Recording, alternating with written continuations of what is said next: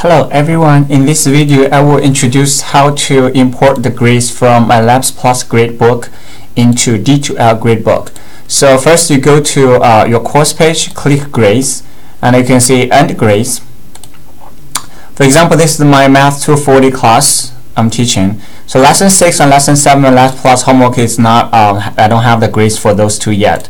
So what I do, I can import the grades from MLP Plus into this gradebook.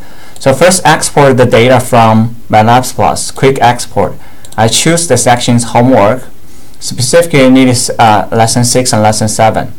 So normally when I do this, I wait about 2 weeks, every 2 weeks or every 3 weeks, it depends on how many work you have, to import the grades. Click OK and download the data. So now I have opened. If I open the data, so this is the grades for lesson 6 and lesson 7. And you can see that right now I just need to copy this one into this gradebook, right? But there's no direct way to copy it. Okay, but I can copy it into a gradebook that the D2L recognize. Okay, so what I do, I need the D2L gradebook format. So I export the grades. What I do, so which basically you export the grades. I don't need that grades, I need that format. Okay, so export to CSV. And this is the first time you have to do that. In the future, if the class, no one dropped the class, then there's no worry about this one. You have used the previous one always, it's fine. So right now, after export the grade, you can see lesson 6 and lesson 7 are blank. I don't have the grades for that yet. But the problem is if I copy this one to this one, the names are different. There are different names here, they're different order. So I can check this last name, D2L in MLP Plus is from B to Z, last name. So I just change that one.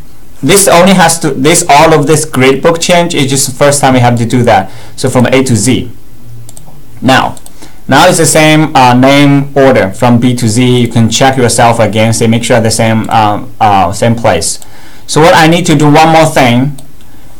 This is the second change I need to do, and then I'm done. So this is 1, this is 10. You can see the difference. So I have to multiply this lesson 6 grades by 10. So I click this one, multiply by 10, then equals, and dragging down. I can drag this one to the right, and I drag this one down, and then I have the number ready. Okay. I cannot direct copy these numbers into here because these numbers are based on the first two. The Excel memorize that format. So what I do, I copy into a blank notepad and then choose it and Control C, then paste in here. Then I successfully copy these numbers into here, okay, into the D2L gradebook. So I just need to save it.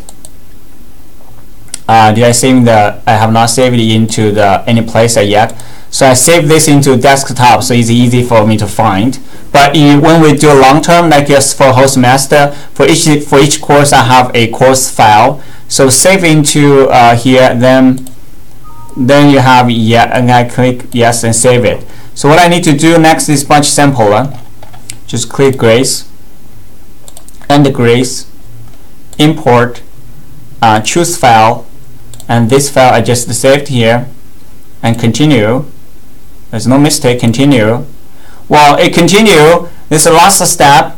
It says lesson 6 and lesson 7 are ready. But I have to check one more time. Normally it's okay. I just let you know that I checked again, but you don't have to because it's matched up. Okay, 10, 10, 80.52, so it's the same. Okay, only the first time you make sure the names are matched with the old names, then that'll be enough. Then continue, import it.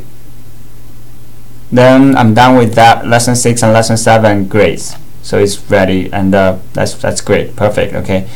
First time, make sure the names are matched. Then in the field, as long as that no drop, you can always use that grade, but just copy once.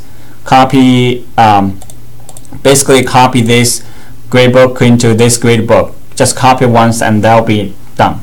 So let me see how much time I spent. 4 minutes for 2 sections, and I also explained if I just do it myself without explanation, probably just 2 minutes for 2 sections. You can do 3 sections, 4 sections at one time. Okay, I hope this helps.